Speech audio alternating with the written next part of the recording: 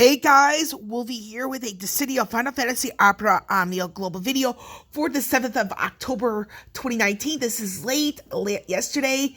I did something regarding filming for the Alphinaud event, which is going on right now on Global. However, I got sick kind of bad, and by that was a combination of a migraine and some like a nauseous feeling of sorts, so I am reshooting this so that way I sound better and my head is more clear with what I'm about to cover. It's going to be a 2-for-1, and my thoughts and opinions alongside the banner stuff will come at the very end. So let's go over the facts once we get to the home screen.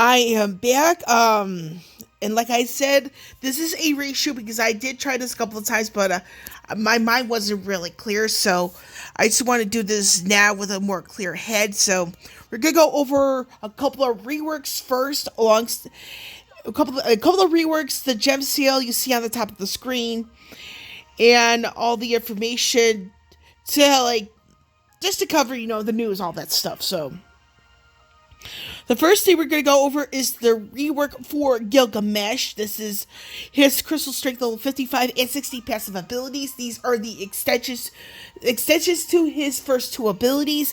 The extension to Deathclaw. So the rework version is everything you see here in red. It's pretty good for what it does. And then we're going to take a quick look at the Mad Dance extension rework. So there's a little bit more to go over. So so this is what you need to know.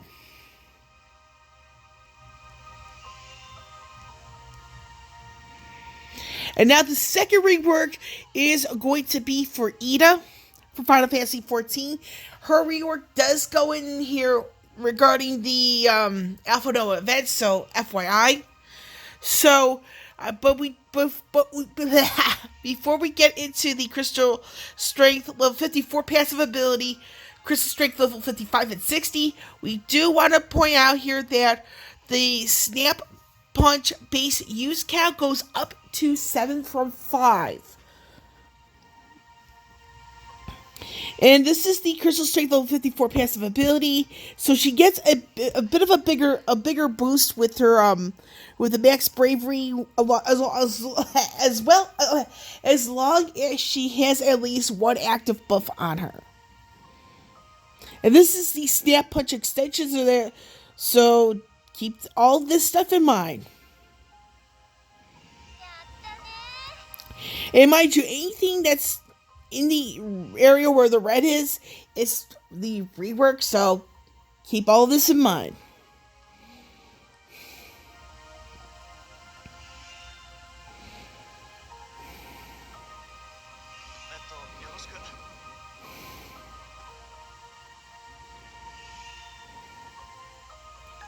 So that is that on that. See here, like I said, I do have thoughts and opinions on a bunch of stuff, but it's going to come at the very end, so. Here's the Portal app campaign. I almost completely forgot about this. So this is so it's going on from now until the 31st of October at 23:59 UTC. UTC, of course, is the time zone associated with the United Kingdom, so this is pretty much what we are slated to get if we get all the points goals. We have here, we don't know what's coming up in that question mark, so it looks like there is a 4th tier coming, but we have to get to the 1,100,000 point mark first. So far it looks like 5 relics of all knowledge, 10 draw tickets, 10 armor tokens, and 3 power tokens. So that seems to be up for grabs for right now. Like I said, there is a 4th point goal. We don't know what that's going to be, but if I have any guess as to what it could be. Probably seeing maybe bloomstones, bloom fragments. Maybe some gems. We don't know yet. But again, this is all just 100% speculation. But anyway, we're going to get into the 7-day gem sale for Alphinaud. And I've been reading a comment on YouTube, I believe it was. And some people say it's some people pronounce it Alphinaud. Some others are saying it's Alphinaud because the D is silenced, so it is what it is. And with the 7-day gem sale, it does come with armor tokens and varying goodies depending on which bundle you go after. Myself, and I personally, I may go after the first two, but is it play by ear at the current moment?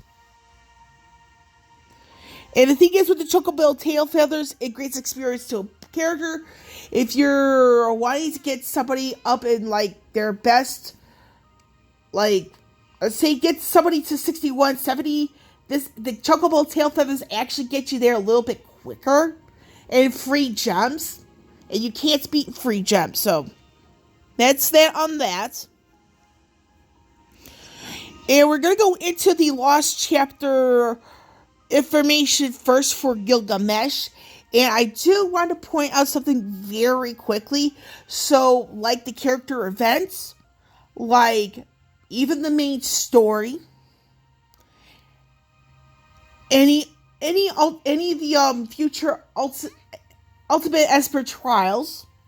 So all of that stuff there. Anything that used to have a treasure hunt inside of the World of Illusions is no longer there. You have to farm the Radiant Artifact tokens to get what you want.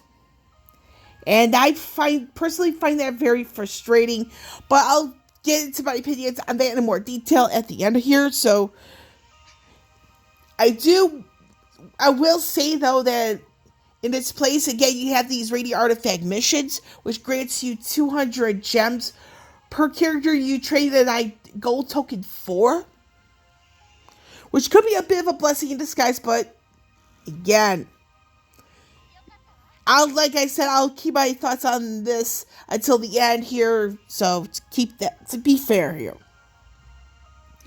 So with Lost Chapters, his Crystal Strength Cap goes up to 70 from 60. You have here 100 of the Tier 4 and 100 Tier 5 shards in the color of the featured character. This case is going to be green for Gilgamesh. And you even get high grade shards to, help out with that regard. We're going to go straight into the Bloomstone right here, so that way you know what's going on. It's there for Gilgamesh, if you ever need it. You have here the event mission details. We're going to scroll through this really quickly. And the artifact mission details. These are only going to be for the 3 characters that were originally featured in the Lost Chapter for this. So, I meant not Lost Chapter. I mentioned the 3 characters in the original event. So, Gilgamesh will not appear in Alphinaud's equivalent of this, so a little FYI. For your information, that's what it stands for, in case you're wondering. As speaking of Alphinaud, we're going to go into his events really quickly. And the thing is, with Gilgamesh, he is the Lost Chapter Synergy character for this particular event. The event is called Walk This Way. I do have a mini report. It is, I have everything done with Alphinaud's event alongside Gilgamesh's Lost Chapter, so I will primarily be working on treasure notes for some characters for Ramuh, because there's a few days still to go there. I'm also going to be doing the additional daily missions that come inside with every character event for the first 5 days at night, so that way I don't overwhelm myself in that regard. It says here, watch Alphinaud's cutscene with Carbuncle to make him your ally. ETA stickers are in the Dissidia Points Exchange. I'll point those out really quickly. And the thing is with Alphinaud, he is Alisaie's older twin brother, as it states here. We're going to go over the base command ability details. We got Summon Moonstone, and let's see here, Energy Drain. So the base use count for Summon Moonstone is 4. This is the effects it has when it comes out. And I do want to point something out here. Here it is. It says here, quest start with 6 turns of special effect Moonstone active. So he already has this at the jump. So you do have to worry about his bravery. So if it's broken, it goes away. So either way, with Summon Moonstone, it has varying types of effects. This is it right here, so you might want to pause the video to take a look. And the information here for Summon Moonstone, this is based on his initial bravery. The higher the initial bravery, the more bravery he gets, as well as that for the party if need be.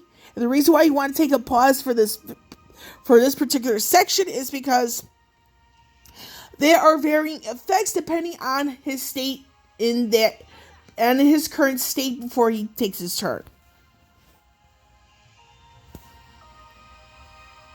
This is the level 55 crystal passive which is his extension, so that's pretty good.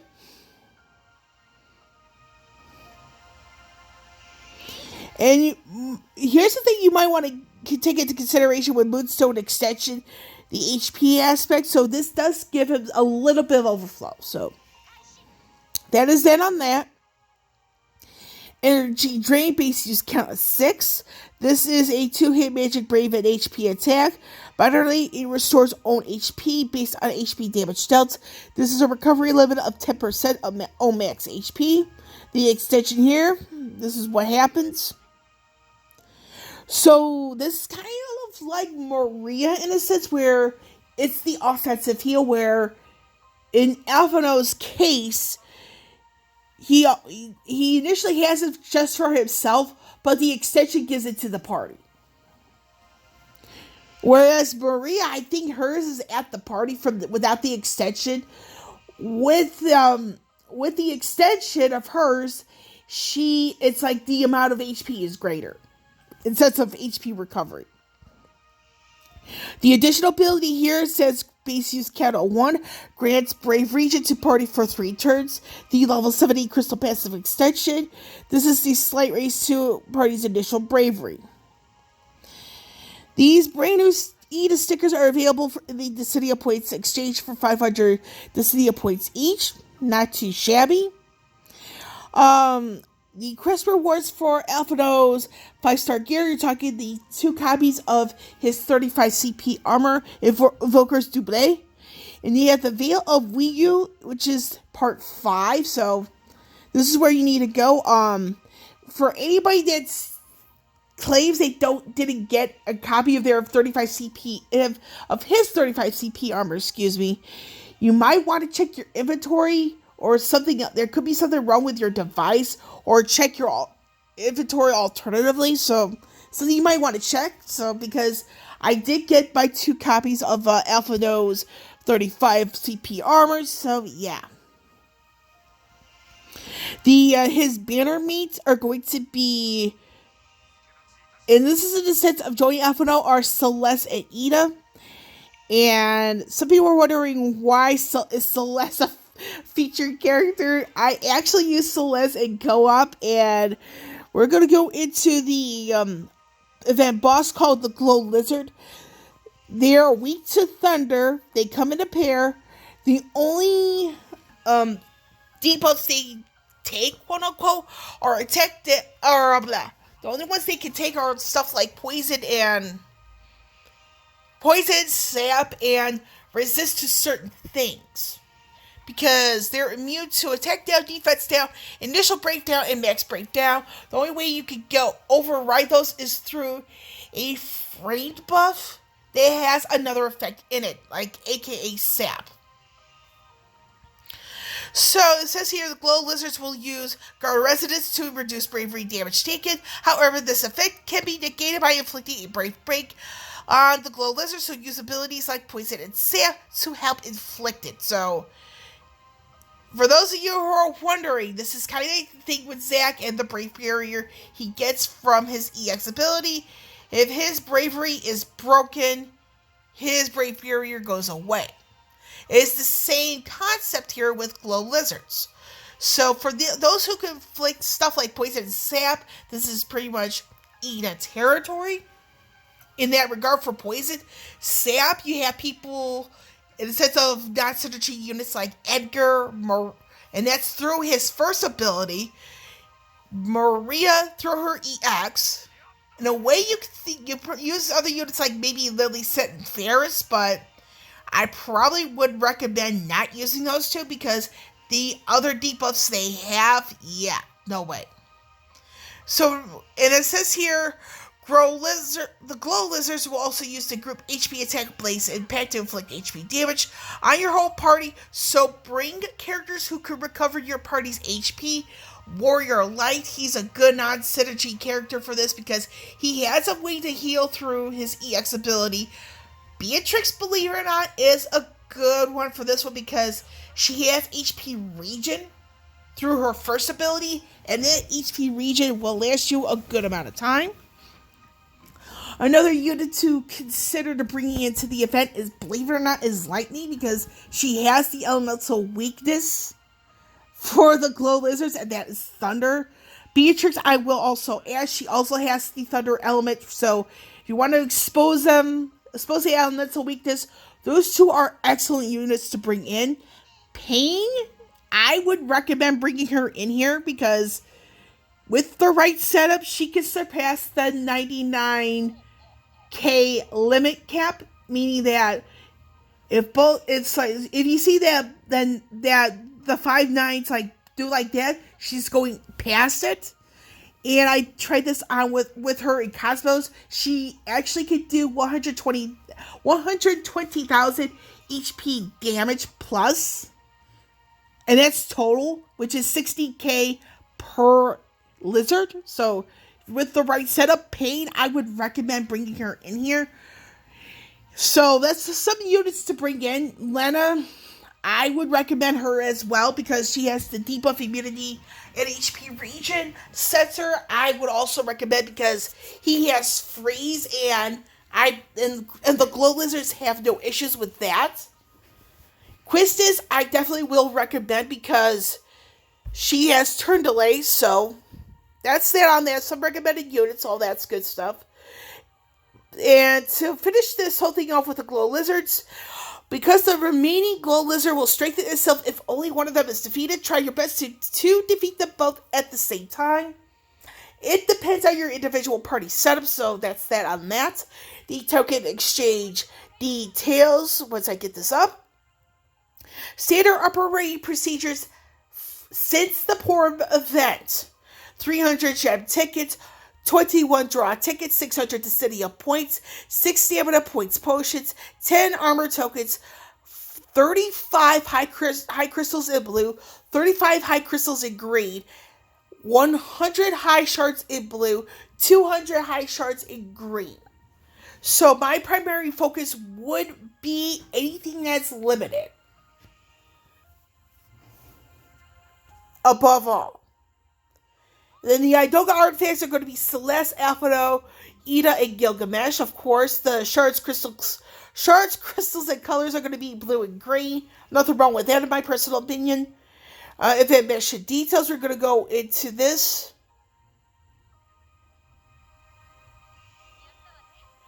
And then it says here, and this is for the newer players, that when you clear Walk This Way Part 5, you can attempt the co-op and the EX level missions. With the EX, you clear that, you unlock Cosmos.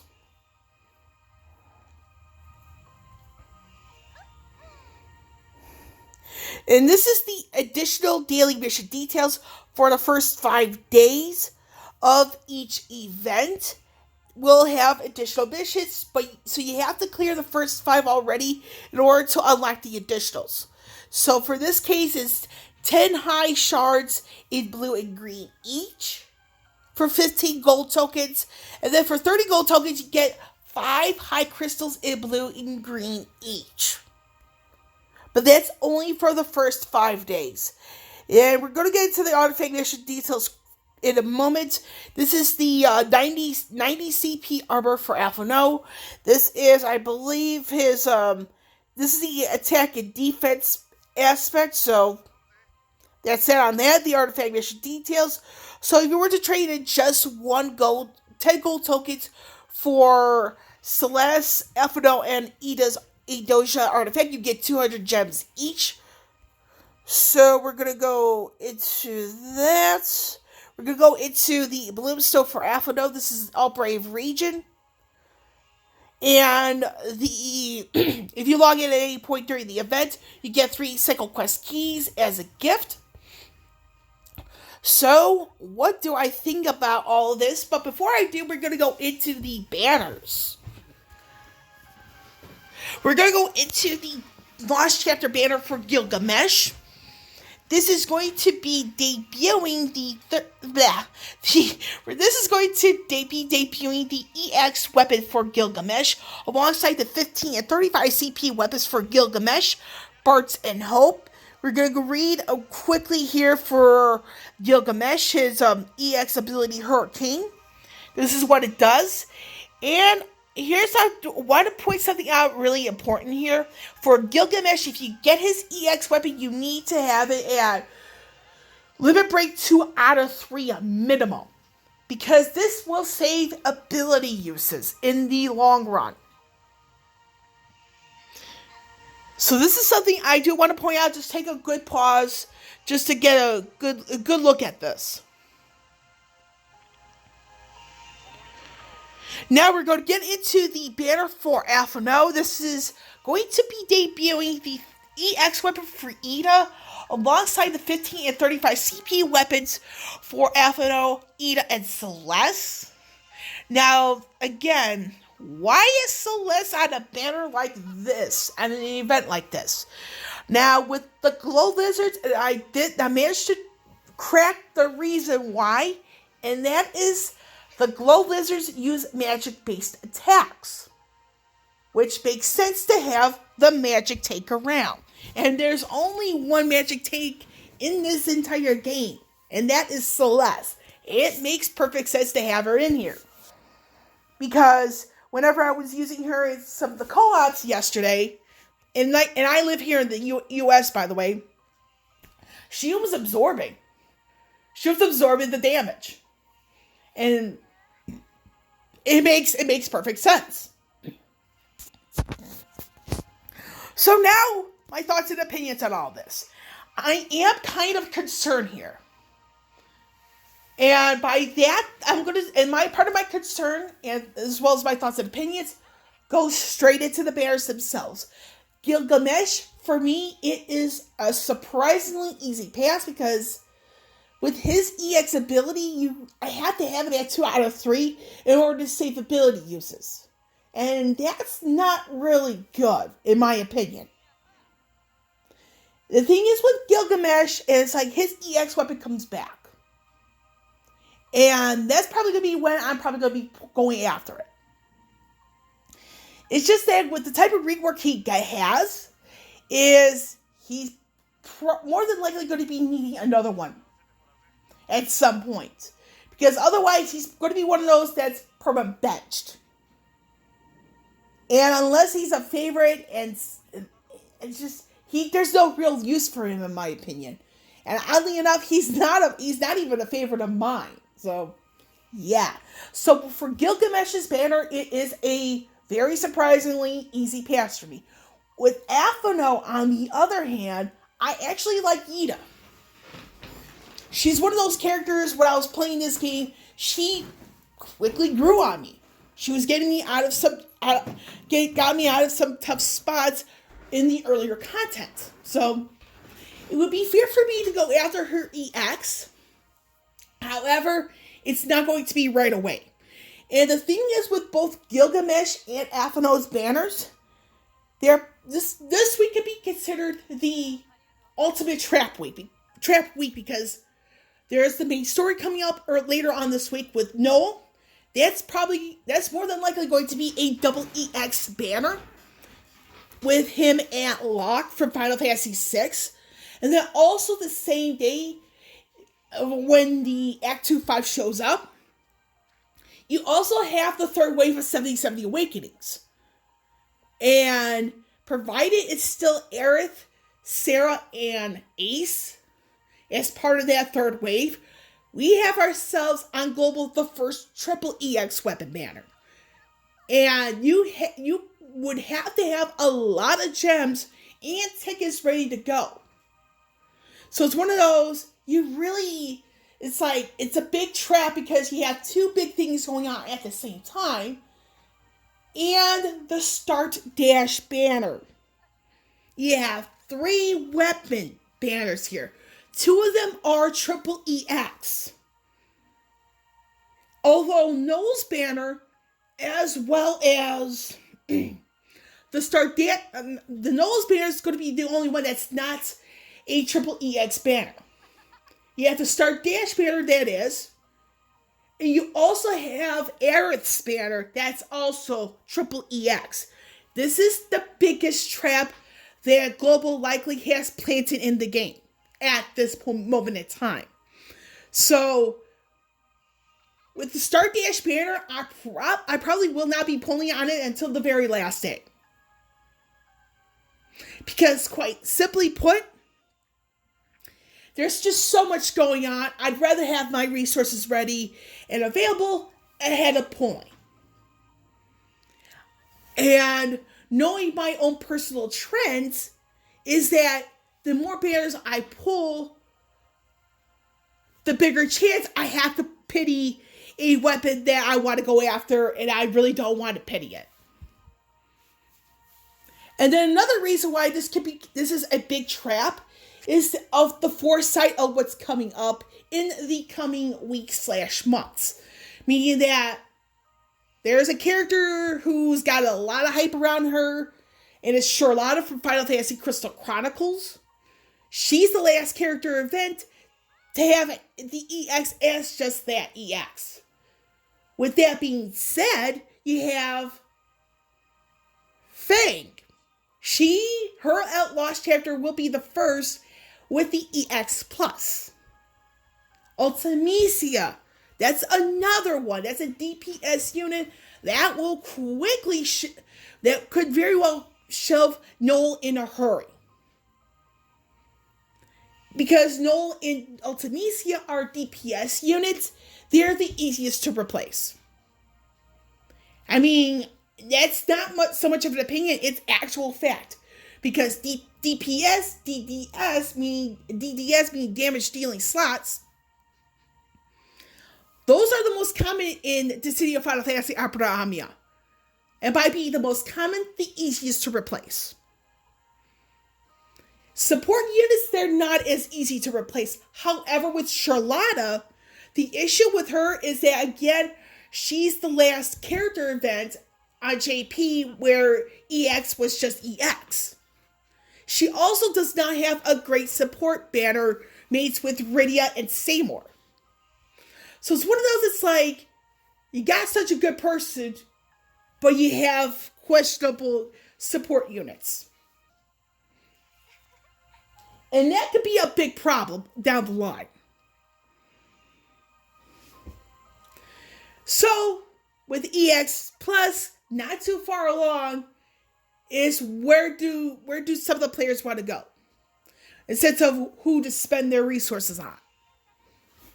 And for me, I already know. Once Realm is decided for me, I have a bunch of other banners. I have to figure out who do I want to spend gems on? Who do I want to spend my tickets on? And I know 2 of them are going to be Fang and Ultimisia. Because those 2 are favorites of mine. So with that being said, for Alphinaud and myself, if I get Realm's EX weapon on minimal ticket usage, I will be spending some tickets on Alphinaud's banner because I'm kind of up there with both I know I have quite a few gens, as you guys can see, but I am up there on tickets. And knowing my gil amount, it's getting close to the max. And when it comes to character events, you might as well start spending some of your gil if you're close to the levels I'm at right now, because you cannot get the gil rewards if your gil is at max. So, my overall conclusion on all this is perhaps the big time trap week for everybody. Because you have Gilgamesh, you have Alphinaud, you have later on this week the third 70/70 Awakening Wave, Noel, and the Start Dash banner. You have 5 banners this week alone. And with so much going on, this could overwhelm some players, and Global could be making yet another mistake. And the thing is with the whole thing with talks about Locke and 70/70, the biggest worry I have is the wording from Alisaie's Lost Chapter, because on Alisaie's Lost Chapter, they bring up the 70/70 Awakening for the featured character. Now on JP, Locke got his 70/70 and his rework outside of his Lost Chapter. And when his Lost Chapter showed up, it was only Celeste that got her 70/70 Awakening EX Plus and her rework at the same time. So, with that wording from Alisaie's banner on Global, the vagueness of that could put Global in legal trouble because of something called false advertisement. Because the vague wording like that could have people scratching their heads if somebody were to do due diligence, their research, figure out that they brought something up on another banner beforehand, and they didn't apply it. So, in this part, I'm strictly saying this from a legal standpoint.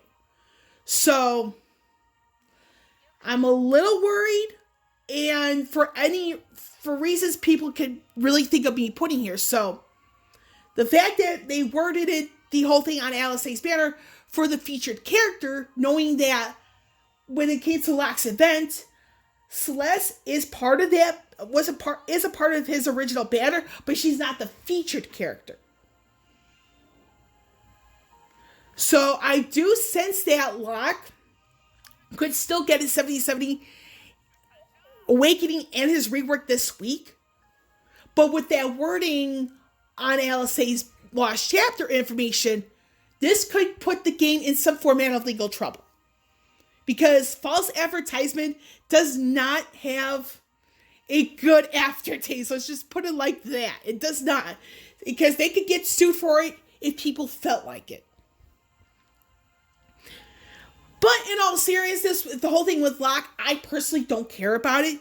But the whole thing with that wording is strictly from a legal standpoint. I mean, because it does need to be known that when somebody advertises something, it needs to be, and the people who advertise whatever it is, need to follow through with that.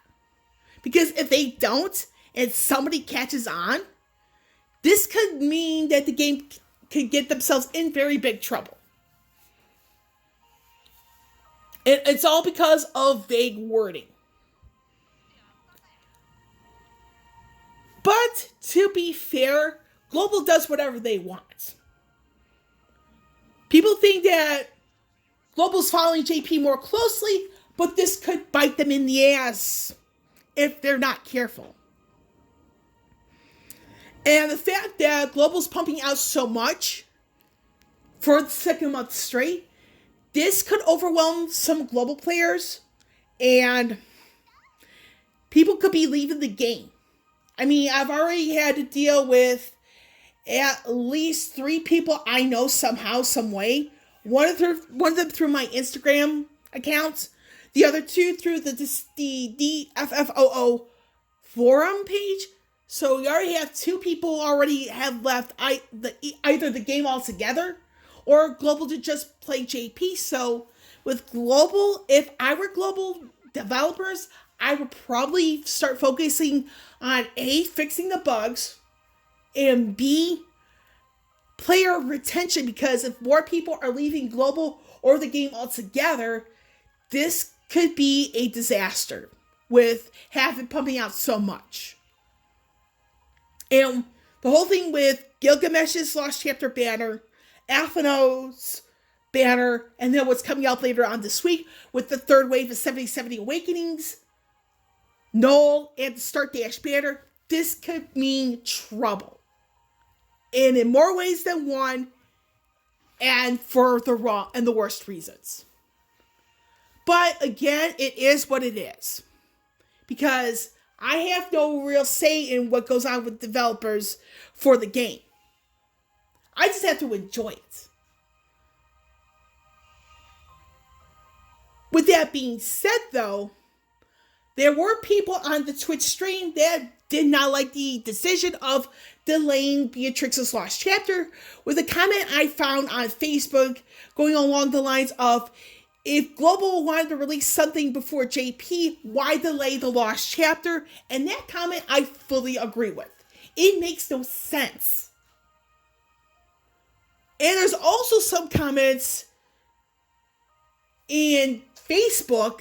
I may have seen some stuff here and there on Twitter, but I know Facebook for sure.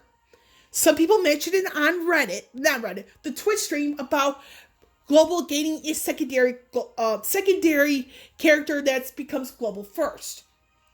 And I'm going to go back to the City of Final Fantasy Opera Amia producer interview. One other topic that was brought up was the Global first aspect. They are open to having a second Global first character if people wanted it. People are bringing it up. I will add my name into this and say we want another Global first character because it will help release Beatrix's Lost Chapter. And to help, and that's the best way, I think, for Global to catch up with JP. Because honestly, trying to mirror JP so much right now is in fact the worst thing to do, in my opinion. Because you have the potential legal stuff with Locke and the vague wording from Alisaie's Lost Chapter information that could have people scratching their heads and people would really do their due diligence research. Then you have so many pairs coming out so close together, people are going to be thrown off.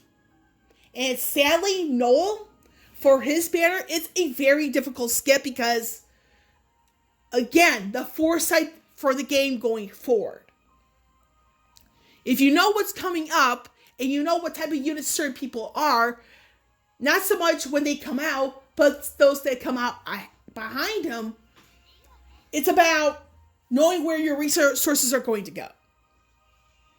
And sadly, I do have to give the timing of the accelerated pace for Global a C in the sense of a grade, because I like the fact that they're trying to catch up with Global. And then Global's trying to catch up with JP. But doing it this way is not the way to do it. It really isn't. And the fact that we have some potential legal stuff coming up, and again, the whole thing with Locke, and I'm saying this strictly for legal reasons, is that when you advertise something that, and in this case, the 7070 Awakening for the featured character, Global has to know that on JP's end, Locke got his outside of his Lost Chapter. And when his Lost Chapter came along, it was actually Celeste that got her rework 7070 and EX Plus on the Lost Chapter. She was a synergy character, but not the featured character. So that wording could put Global in a lot of heat legally. So with that out of the way, we do know that the 7070 Awakening is coming up this week. So it's a matter of, okay, what's going on? Who is it going to be? The only person we know for sure is going to be Aerith, because of the cursed artifact passive schedule from a few months ago. And And this is so what this is going to be is like, who's it going to be? Who's going to get delayed? So with too many questions as opposed to answers, this could very well put global in a bad state overall. Is it something I want to happen? No. But in the reality of all of it, it is very possible. But to be fair, if Locke does get his 70/70 awakening and his rework this week, this could be a good thing for him because I almost never see him on my friends list and sense of support units. So this could be a good thing, but it could come at a very big price legally. And if I were global, and this is where I'm going to end this video, if I were global, I would be treading very, very carefully with how you word things, because it could throw people off, and not for the reasons you want. And now I'm going to end my video here. With Wolfie here signing off, I will catch you all on the flip side.